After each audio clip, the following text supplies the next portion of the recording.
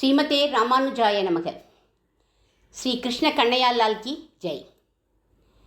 வம்சே விபூஷிதகரான் நவநீததாபாத் பீதாம்பராதருணபிம்பபலாதரோஷ்டாத் பூர்ணேந்து சுந்தரமுகாத் அரவிந்த நேத்ராத் கிருஷ்ணாத் பரம் கிமபி தத்வமகம் न जाने यदा प्रसन्नो भगवान् भक्तानां नाम कीर्तनात् न ददा साधनैः अन्यैः யோகயாக பிரதாதிபிஹி.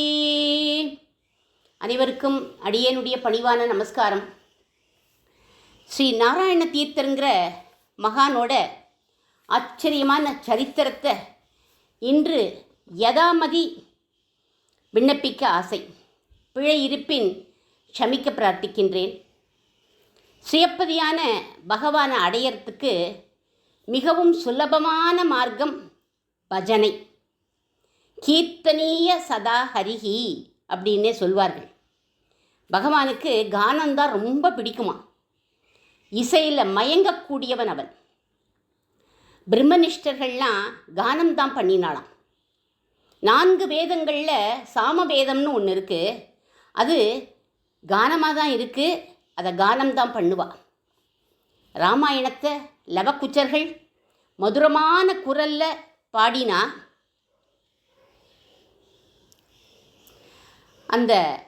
அதை ரசித்து கேட்டார் பிரபு ராமச்சந்திரமூர்த்தி அப்படின்னு சொல்கிறார் வால்மீகி. சுகபிரம்ம ரிஷியும் பாகவதத்தை கதா காலட்சேபமாக தான் பாடியிருக்காராம் அப்படின்னு ஒரு ஸ்லோகமே இருக்குது. யார் யார் அந்த கதா காலட்சேபத்தில் தாளம் போட்டா, யார் யாரெல்லாம் பக்கவாத்தியங்கள் வாசிச்சா, யாரெல்லாம் ரசித்து கேட்டானே ஒரு ஸ்லோகம் இருக்குது பாருங்க. பிரக்லாதாளதாரி தரளகதிதயாஜ உத்தவக காம்சியதாரி.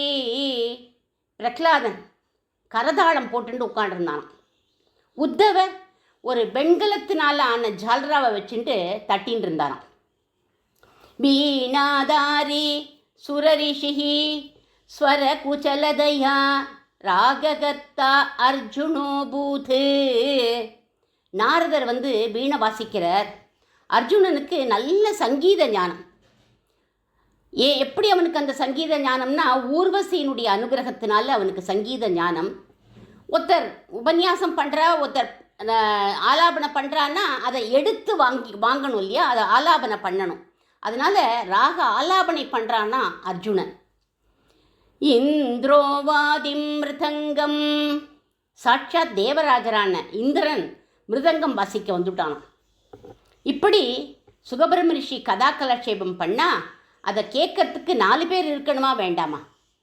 எப்போவுமே ஒரு கதா காலட்சேபம், பிரவச்சனம், டிஸ்கோர்ஸ் நடக்கிறதுனா ஒரு 4 பேர் இருந்தால் சந்தோஷமாக இருக்கும். பாருங்கள், ஒரு 5 பேர் இருக்கே, அடியனுக்கு கொஞ்சம் சந்தோஷமாக இருக்குது, 5 பேர் கேட்குறா அப்படின்னு. அதனால ஒரு 4 பேர் வேணுமே. யார் இருந்தா அப்படின்னா, ஜெய ஜெய சுகராகா கீர்த்தனே தே குமாரா. சனகாதிகள் 4 பேர் சின்ன குழந்தைகள். அவள் உட்காந்து ஜெயகோஷம் போட்டுட்டு கேட்டுருக்காளாம். யத்ராக்ரே பாவவத்தா சரசரசனயாக வியாசபூத்ரோ பபூப. இப்படி ராகத்தோட பாடிண்டே தான் சுகபிரம்ம ரிஷி பாகவதத்தை சொன்னார் அப்படின்னு இருக்கு. திவ்ய பிரபந்தம் கூட அந்த காலத்தில் தாளத்தோடு தான் பாடினான். தேவார பதிகங்கள் இன்னிக்கும் கானம் பண்ணுறான். கன்னடதாசர்கள், மகாராஷ்டிர சந்துக்கள் எல்லாரும் அந்தந்த பிரதேச பாஷையில் பாட்டாக தான் பாடியிருக்கார். நாராயண தீர்த்தருங்கிற இந்த மகானும் பாகவத தசமஸ்கந்தத்தை கீர்த்தனங்களாகத்தான் பாடுறார். அவைகளுக்கு கிருஷ்ணலீலா தரங்கிணி அப்படின்னு நாடக பாணியில் அமைச்சு பாட்டாக பாடினர்.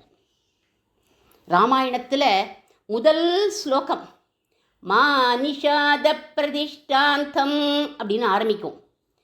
அந்த மானிஷாத பிரதிஷ்டாந்தம் அப்படிங்கிறத யார் எடுத்து கொடுத்தா தெரியுமா? ராமச்சந்திரமூர்த்தியே எடுத்து கொடுத்தாராம். அதே மாதிரி இந்த கிருஷ்ணலீலா தரங்கிணியை ஆரம்பித்து கொடுத்தவர் யார் தெரியுமா? கிருஷ்ண பகவான். ஒரு சந்தர்ப்பத்தில் சுவாமி நாராயண தீர்த்தர் ஏகாந்தமாக ஆந்திர பிரதேசத்தில் தன்னோட மடத்தில் உட்காந்து பகவத் தியானம் பண்ணிட்டு இருக்கார். விடியற் காலம்புற ஒரு குழந்தை தளர் நடை நடந்து வந்தது. இவரோட கையில் ஒரு ஓலையை கொடுத்துட்டு போகிறது. சுவாமிகள் பாதி ஜபமும் நிச்சயமாக இருந்தார். ஓலையை பார்த்தார்.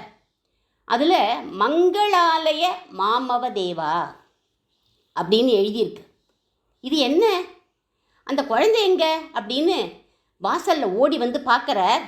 அந்த குழந்தை நடந்து போகிற சப்தம்தான் காதில் ஜல் ஜல் ஜல்னு விழறதே வழியே அந்த குழந்தையை பார்க்க முடியல. கிருஷ்ண பரமாத்மாவே வந்துட்டான் அப்படின்னு தெரிஞ்சுட்டுட்டார் இவர். உடனே திருப்பி திருப்பி இவரோட வாயில் அதே வார்த்தை வந்துட்டே இருக்கு. மங்களாலய மாமவ தேவா, மங்களாலய மாமவ தேவா அப்படின்னு வந்துட்டே இருக்கு. கடைசியில் மங்களாலய மாமவ தேவா பங்கஜன பாவித பாவா அப்படின்னு தன்னுடைய கீர்த்தனம், இந்த கீர்த்தனமாக அவர் வாயில் வந்துடுத்து. இதைத்தான் இவருடைய முதல் கீர்த்தனம் அப்படின்னே சொல்லுவா. இந்த கீர்த்தனத்தை கிருஷ்ணாவதார கட்டத்தில் இந்த கீர்த்தனத்தை வச்சுட்டார். கிருஷ்ணாவதாரம் கிருஷ்ணலீலா தரங்கிணியில் ஆரம்பிக்கிற போது இதை வச்சுட்டாராம். நாம சங்கீர்த்தனமே கதின்னு காட்டுவதற்கு வந்த மகான்களில் தட்சிண தேசத்தில் வந்த மிகவும் பிரசித்தமான இவர் நாராயண தீர்த்தர் தான் பிரசித்தமானவர். ஸ்வர்ண காந்தியோட திருமேனியில் ஊர்தோ புண்டரம் தரிச்சுருப்பார். இவர் ஒரு சன்னியாசி அப்படின்னு இவரோட ஆத்மஸ்வரூபத்தையும் சொல்கிறது ஒரு ஸ்லோகம். அவரை புகழ்ந்து பாடுறார். யதங்கிரி பங்கேருகரேனு லக்னம் நிபீய நீரம் விமலாந்தரங்கக ஜானாமி தத்வம் நிஜமாத்மரூபம் தம் நௌமி நாராயண தீர்த்தமாரியம். இவருடைய நாமத்தை சொன்னால் என்ன பலன் அப்படின்னு, என் நாம்ன படனம் மன கபீயதே ஓம்கார லக்ஷாதிகம். கோடி பிரணவ ஜபத்தோட பலன் கிடைச்சிடுமா இவருடைய நாராயண தீர்த்தங்கிற நாமத்தை சொன்னாலே. இவருடைய மூர்த்தியை இவருடைய அதிஷ்டானத்தில் போய் உட்காந்து தியானம் பண்ணினாலே என்ன பலன் அப்படின்னா, என் மூர்த்தே ரவி பூஜனம் ஹரிஹர பிரம்மாதி பூஜா ஸ்மிருதம். மும்மூர்த்திகளையும் பூஜை பண்ணின பலன் நமக்கு உண்டு அப்படிங்கிறது. இன்னொரு ஸ்லோகத்தில் யத்காரியம் த்ரிவிதம் சமஸ்த ஜகதாம் சாஸ்திரார்த்த நிர்ணாயகம் ஸ்ரீநாராயண தீர்த்த சத்குருவரம் தம் நௌமி முக்தி ஸ்ரீஹி.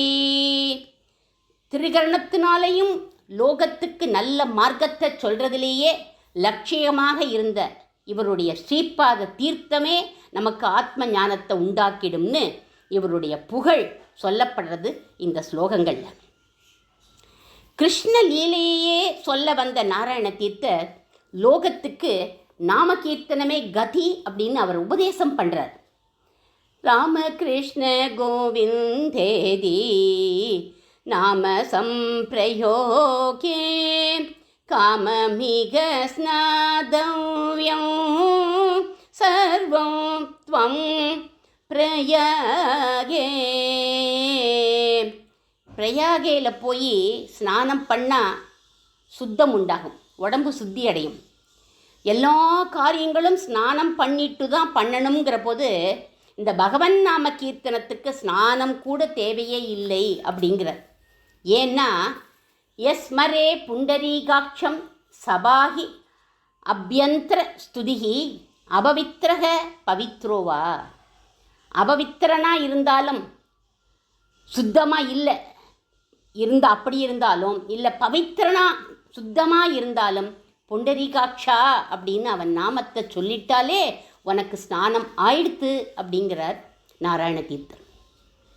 ச கங்கா ச ஹாயா சேதுகு சகாசி சசபுஷ்கரம் ஜிஹ்வாக்ரே வர்த்ததேயஸ்ய ஹரிரித் யக்ஷரத்வயம். யாருடைய வாக்கில் ஹரி ஹரி ஹரிங்கிற இந்த பகவானுடைய நாமம் வரதோ அவன்தான் கங்கை, அவன்தான் சேது, அவன்தான் கயை, அவன்தான் காசி, அவன்தான் புஷ்கரம் அப்படின்னு சாஸ்திரங்களே சொல்கிறது. 4 வேதமும் அத்தியனம் பண்ணால் என்ன பலன் உண்டோ அந்த பலன் ஹரிநாமத்தை சொன்னாலே வந்துடும். பாகவதாளோட பாத தீர்த்தத்தை எடுத்துக்கிறது தான் ஸ்நானம் அப்படிங்கிறார். பிரயாகைன்னு ஒரு க்ஷேத்திரம், அங்கே 3 தீர்த்தங்கள் ஒன்றா சேரும். என்னென்ன தீர்த்தம்? கங்கை, யமுனை, சரஸ்வதி. அதுதான் உயர்ந்த தீர்த்தம் அப்படின்னு சொல்லுவாள். அங்கேருந்து தான் நம்ம ஆற்றுக்கு தீர்த்தம் கொண்டு வரணும். அதுதான் உயர்ந்த தீர்த்தம், அங்கேருந்து கொண்டு வரணும்னு சொல்கிறது சாஸ்திரம் கூட. காசியிலேருந்து கொண்டு வரக்கூடாது. காசிக்கு போனேன் கங்கை தீர்த்தம் வாங்கிட்டு வந்தேன் வாங்கக்கூடாது. இந்த பிரயாகையிலேருந்து தீர்த்தம் கொண்டு வரணும். ஆனால் ஸ்ரீதர் ஐயாவாள் நம்ம ஏற்கனவே பார்த்துருக்கோம். அவர் என்ன சொல்கிறார்? எங்கள் கணத்திலேயே பிரயாகை தீர்த்தம் வந்துடுத்தே அப்படிங்கிறார். அப்படி தானே வந்தது. ஆனால் நாராயண தீர்த்தர் என்ன சொல்கிறார்? உன்னோட வாயிலேயே இருக்கே அந்த தீர்த்தம் அப்படிங்கிறார். வாயிலையா? என் வாயில் என்ன தீர்த்தம் இருக்குது அப்படின்னா, ராமா கிருஷ்ணா கோவிந்தாங்கிற நாமதாரை கங்கா யமுனா சரஸ்வதிங்கிற தீர்த்ததாரையை காட்டிலும் சிரேஷ்டம் அப்படிங்கிறார் அவர். எதிர்ச்சியா, ஏ ராமா இங்கே வாடா, ஏ கிருஷ்ணா இங்கே வா அப்படின்னு உன்னோட ஃப்ரெண்டை நீ பேரை சொல்லி கூப்பிட்டா கூட பலனையும் கொடுத்து, பலனை மட்டும் இல்லை குரு கடாட்சம் கிடைக்கும்படி பண்ணிடும். இப்படி நாம ஸ்மரணத்தையே இவா எல்லாரும் நமக்கெல்லாம் உபதேசிக்கிறார். இவர் ஆந்திர பிரதேசத்தில் குண்டூர் சமீபம் மங்களகிரின்னு ஒரு இடம். அங்கே பானக நரசிம்மர் ரொம்ப ஃபேமஸ். அந்த மங்களகிரி சமீபத்தில் பிறந்தார் இவர். சின்ன வயசுலேயே சர்வ சாஸ்திரங்களையும் படித்தார். இவருக்கு கோவிந்த சாஸ்திரிகள் அப்படின்னு பேர். கிரகஸ்த தர்மத்திலேயே இருந்தார். சத் பிராமணர் இவர். உபாத்தியாயம் பண்ணி வைப்பார் எல்லாருக்கும். எல்லா சாஸ்திரமும் இருந்து, அனுஷ்டானமும் இருந்து, பக்தியும் இருந்து, ஞானமும் இருந்தால் எப்படி இருக்கும்? அப்பேற்பட்ட மகாத்மா இவர். இவரை பார்த்தாலே நமக்கு நமஸ்காரம் பண்ணணும் அப்படின்னு தோணுமா. வைராக்கியசீலராக இருந்தாலும் கிரகஸ்த தர்மத்தினுடைய பெருமையும் இவருக்கு நன்னா தெரியும். கிரகஸ்த தர்மம் எப்பேற்பட்டது அப்படின்னு. ஏன் கிரகஸ்த தர்மம் தான் சிறந்ததுன்னு பரதன் ராமர்கிட்ட சொல்லி, அண்ணா நீங்கள் திருப்பி காட்டில் இருக்க வேண்டாம், திரும்ப வாங்கோ அப்படின்னு அழைக்கிறான். ஒரு தடவை இவர்கிட்ட கபீர்தாசர்கிட்ட போய் ஒருத்தர் கேட்டார், நீங்கள் ஏன் சன்னியாசியாக போகலை அப்படின்னு. நான் சன்னியாசியாக போயிட்டா எல்லாரும் என்னை கிரகத்துக்கு அழைச்சி பூஜை பண்ணுவா. ஆனால் நான் கிரகஸ்தனாக இருந்தாக்க எல்லா சாதுக்களையும் நான் என்னுடைய கிரகத்துக்கு அழைச்சி பூஜை பண்ண முடியுமே. அப்போ இந்த 2ல் எது சிரேஷ்டம்னு சொல்லுங்கோ அப்படின்னு கேட்டாராம்.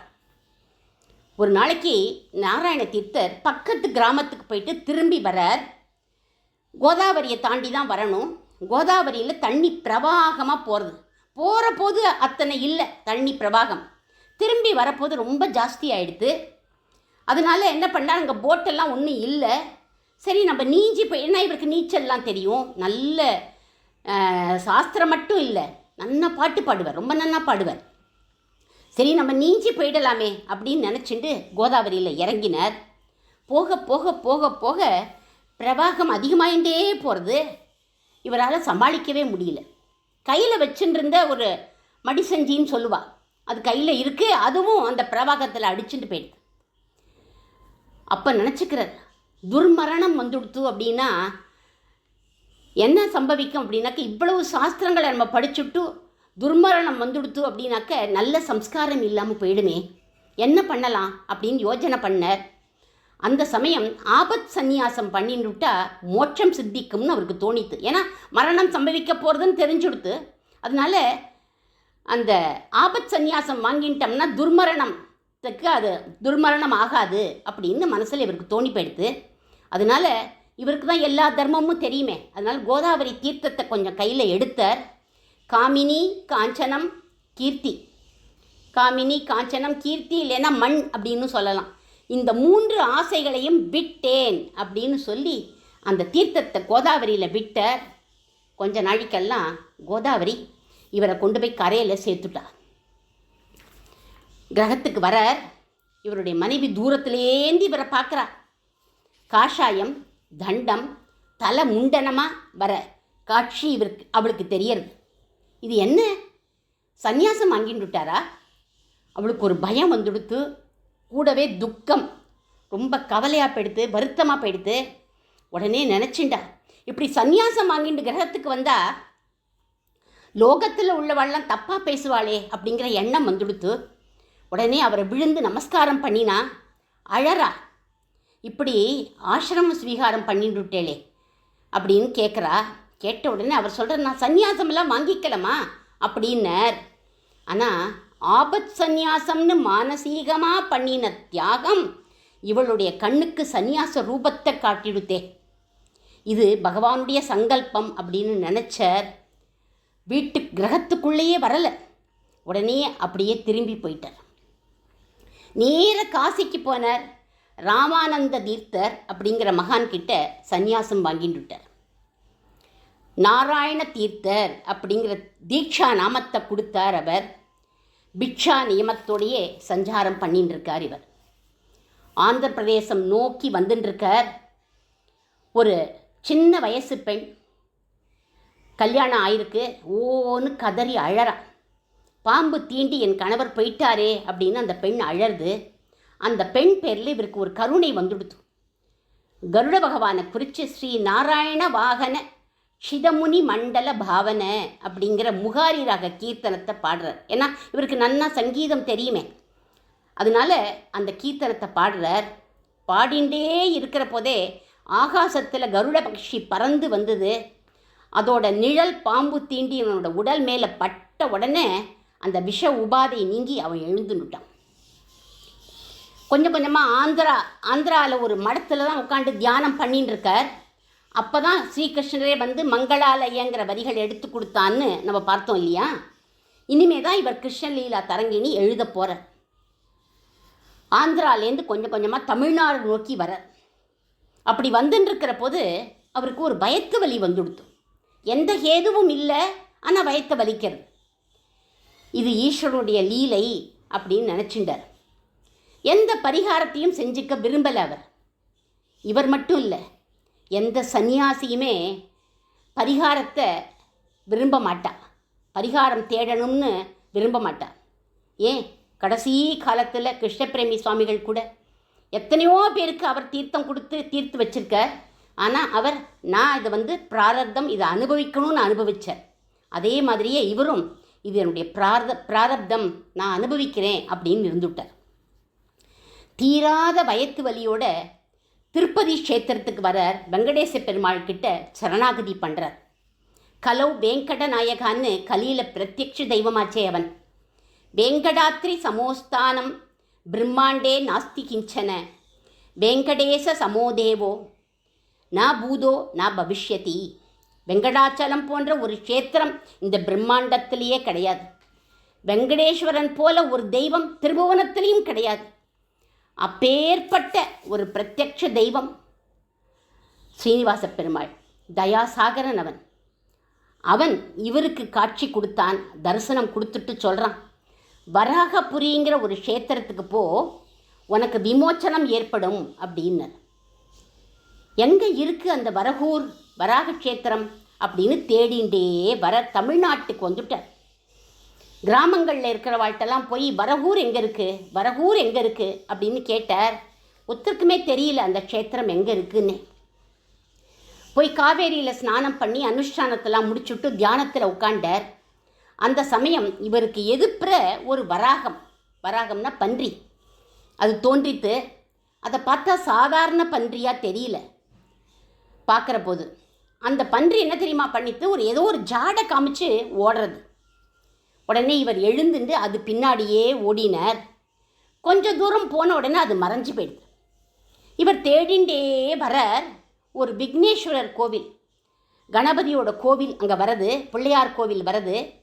அந்த பிள்ளையார் என்ன தெரியுமா பண்ணாராம், தன்னோட துதிக்கையால் அதோ எந்த பக்கம் வராகம் போகிறதுங்கிறத காண்பிச்சு கொடுத்தாராம். உடனே அவரை குறித்து ஒரு பாட்டு பாடுறார். அதுதான் முதல் பாட்டு. ஜெய ஜய ஜய சுவாமின் ஜய ஜயா ஜய ஜய சித்தவைரி வர்க்கப்ரசண்ட ஜய ஜய கஜமுக ஜய வக்ரதுண்ட ஜய ஜய சுவாமின் ஜய ஜயா அப்படின்னு பாடிட்டு விக்னேஸ்வரர் காட்டின வழியோடையே போகிறார். அது ஒரு அக்ரஹாரத்தில் கொண்டு போய் விட்டுடுத்து. அங்கே அந்த வராகத்தை பார்த்தார் அவர். அதை துரத்திட்டு போகிறார். அது என்ன பண்ணிட்டு தெரியுமா, ஒரு வீட்டுக்குள்ளே போய் நுழைஞ்சுடுத்து. உடனே சன்னியாசிகள்லாம் வீட்டுக்குள்ளே நுழையக்கூடாதே, அதனால அந்த வீட்டில் உள்ளவாக்கிட்ட ஒரு பன்னி ஒன்று உள்ளே வந்திருக்கு, அப்படி தேடுங்கோ அப்படின்னார். அவள் உள்ளே போய் தேடினா பன்றிலாம் ஒன்றையுமே காணுமே சுவாமி அப்படின்னா. அதுக்கப்புறம் இவர் ஒரு சன்னியாசியாக இருக்கிறதுனால இவர் சேவிச்சா, இவருக்கு பிக்ஷையிட்டா. ராத்திரி அந்த வீட்டு திண்ணையிலேயே இவர் விஷ்ராந்தியாக உட்காந்து நாராயண ஸ்மரணம் பண்ணின்னு இருக்கார். அந்த வீட்டுக்குள்ளே ஸ்ரீதேவி பூதேவி நாச்சிமார்களோட கல்யாண வெங்கடேஸ்வரர் காட்சி கொடுத்தார் இவருக்கு.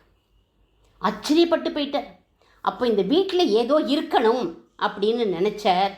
மறுநாள் காலம்புற அந்த கிராம ஜனங்கள்கிட்டலாம் சொல்கிறார், வீட்டை தோண்டி பாருங்கோ, ஏதோ அந்த இடத்துல இருக்குது, பெருமாள் அங்கே இருக்கார் அப்படின்னு சொன்னார். அந்த காலத்தில் எதிகள்லாம் சொன்னால் கேட்பா. அதனால் அவள் எல்லாரும் ஆட்களெல்லாம் கூட்டின்னு வந்து தோண்டி பார்த்தா ஸ்ரீதேவி பூதேவியோட இப்போ வரகூரில் எழுந்தருளி இருக்கும் பகவான் கல்யாண வெங்கடேஸ்வரன் உற்சவமூர்த்தி ஸ்வயம் வியக்தமாக தக தக தகன்னு வெளியில் வந்துட்டார். எல்லோரும் பார்த்தார்கள், சந்தோஷப்பட்டார்கள். உடனே பாடுறா ஆடுறா எல்லாரும். இவர் பாடுறார், ஜய ஜய ரமாநாத ஜய ஜய தராநாத ஜய ஜய வராகபுர ஸ்ரீ வெங்கடேசா. இதுதான் தன்னுடைய கிருஷ்ணலீலா தரங்கிணிக்கு தோடயம் ஆரம்பம்னு சொல்லுவார். ரமாநாத அப்படின்னா ஸ்ரீதேவி, தராநாத அப்படின்னா பூதேவி. அப்போது ஜய ஜய வராக ஜய ஜய ரமாநாத ஜய ஜய தராநாத நிரவதிக காருண்ய நிகில லோகசாரண்ய சரச நாராயண தீர்த்த சத்குரு வரேண்யா அப்படின்னு இந்த கீர்த்தனத்தை தரங்கிணியில் ஆரம்பம். இதுதான் வைகானச முறைப்படி அங்கே ஒரு ஆலயம் நிர்மாணம் பண்ணினர். கல்யாண வெங்கடேஸ்வரரை பிரதிஷ்டை பண்ணினா எல்லாரும். உற்சவங்கள்லாம் நடக்கும்படி பண்ணிட்டார். யதிகளாக இருந்துட்டே பகவத் கைங்கரியத்தில் ஈடுபட்டார். அங்கங்கே பாடின கீர்த்தனங்கள், விக்னேஸ்வரர் மேலே பாடினர், இப்போ தோடையம்மா பாடினர். எங்கெங்கே என்னென்ன கீர்த்தனங்களோ எல்லாத்தையும் எடுத்து ஒரு நாடகமாக ஒரு கிரந்தமாக சம்ஸ்கிருதத்தில் தான் எழுதினர். அதுக்கு பேர் கிருஷ்ணலீலா தரங்கிணி அப்படின்னு பெயரை சூட்டினர். அதில் 12 தரங்கங்கள் இருக்கும். இந்த தரங்கிணிப்படி பகவானுக்கு உற்சவம் பண்ணணும் அப்படின்னு இவர் ஆசைப்பட்டார். ஆனால் அங்கே இருக்கிற அர்ச்சகாலெலாம் சொல்லிட்டா அப்ஜெக்ட் பண்ணினான். ஏன் அப்படின்னா, இது வைகானச கோவில், இது பஜனை மடம் இல்லை, அதனால் உங்கள் பாட்டை உங்களுடைய இந்த கிரந்தத்தை போட்டு பாடி அங்கே பண்ண மாட்டோம் உற்சவங்கள்லாம் அப்படின்னுட்டா. ஸ்மிருதிகளில் ரிஷிகள்லாம் சொல்லியிருக்கா, ஃபாலோ பண்ணலாம், நம்ம அதை தோஷம் கிடையாது அப்படின்னர். உடனே அர்ச்சகாலெலாம் சொல்கிறா, இது சாஸ்திர விரோதம் இல்லை தான், ஆனால் சம்பிரதாயத்துக்கு விரோதம், இப்படி பண்ணுற வழக்கம் இல்லை அப்படின்னுட்டா. நாராயண தீர்த்தர் சொல்கிறார், விஷ்ணு ஆலயங்களில் கானமும் நாட்டியமும் நடக்கிறதே. மார்கழி மாதம் இப்போ கூட ஸ்ரீரங்கத்தில் ராப்பத்து பகல்பத்து உற்சவத்தில் அரையர் சுவாமிகள் நாட்டியத்தோடு தானே கானம் பண்ணுறா அப்படின்னு சொன்னார் இவர். அதுக்கு அர்ச்சகாலெலாம் சொன்னால், எம்பெருமான் அருளால் ஆழ்வார்கள்லாம் பாடினான், மயர்வர மதிநலம் அருளினான் அப்படிங்கிறார் ஆழ்வார். இந்த தரங்கிணி அந்த மாதிரி ஆழ்வார் பாசுரம் மாதிரி இல்லை, இது ஒரு கவிதை. இந்த சாமானிய கவிதைக்கு பகவானை எழுந்துருள பண்ணுறது உச்சிதமில்லை அப்படின்னு விட்டார். சாமானிய கவிதைன்னு சொல்லிட்டாளே வாழலாம் அப்படின்னு வருத்தப்பட்டார் நாராயண தீர்த்தர். அந்த காலத்தில் பொதுவாக கவிதைகளுக்கு ஒரு பரீட்சை உண்டு, ஒரு டெஸ்ட் வைப்பா. இது சாமானிய கவிதையா திவ்ய கவிதையா அப்படிங்கிறதுக்கு. ஏன் ஜெயதேவரில் பார்த்தோமே, நம்ம ஜெயதேவர் எழுதின கீத கோவிந்தத்தை பூரி ஜெகநாத பெருமாளே தன்னுடைய சிரசில் வச்சுண்ட திவ்ய கவிதைன்னு காண்பிச்சு கொடுத்தாருன்னு பார்த்தோமே. திருவாசகத்தை நடராஜர் முன்னாடி வச்சுட்டார், அவர் கையெழுத்து போட்டு காண்பிச்சாராம். துளசிதாசருடைய ராமாயணத்தை காசி விஸ்வநாதரே சத்தியம் சிவம் சுந்தரம்னு கையெழுத்து போட்டார்னு இருக்கு. இது திவ்யமான கவிதாங்கிறதுக்கு என்ன பிரமாணம் அப்படின்னு கேட்டால் எல்லாரும், பகவானை பரீட்சை பண்ணுறதுக்கு நம்ம அதிகாரி இல்லை, ஆனால் நிச்சயம் நான் சொல்லுவேன், இது என்னுடைய படிப்பு சாமர்த்தியத்தினால இதை நான் எழுதலை, பகவானுடைய பிரேரணையினால தான் நான் இதை எழுதினேன். மங்களாலய மாமவ தேவான்னு பகவானே எடுத்து கொடுத்து தான் இதை நான் பாடினேன், இது திவ்யம்தான் அப்படின்னர். உமக்கு பகவான் தான் பிரேரணை பண்ணான்ங்கிறதுக்கு என்ன பிரமாணம் அப்படின்னு கேட்டா. பாருங்க எவ்வளவு அப்ஜெக்ட் பண்ணியிருக்கா. நீங்கள் வேணால் திரை போடுங்கோ, பகவானை திரைக்கு அந்த பக்கம் எழுந்துருளை பண்ணுங்கோ, நான் இந்த பக்கம் உட்காந்து கீர்த்தனை பாடுறேன், அந்த பிரபு காண்பிச்சா இதை வச்சுண்டு உற்சவம் பண்ணுவோம், காட்டலை அப்படின்னா வேண்டாம் அப்படின்னு விட்டார். சரின்னு திரையை போட்டுட்டா.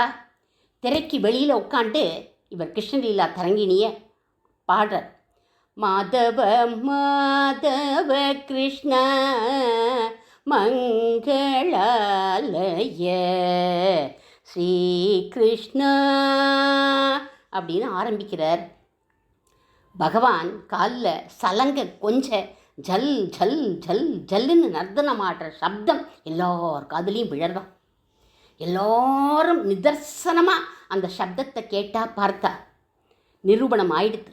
இந்த தரங்கத்தை கொண்டு உற்சவத்தை பண்ணலாம் அப்படின்னு சொல்லிட்டான்.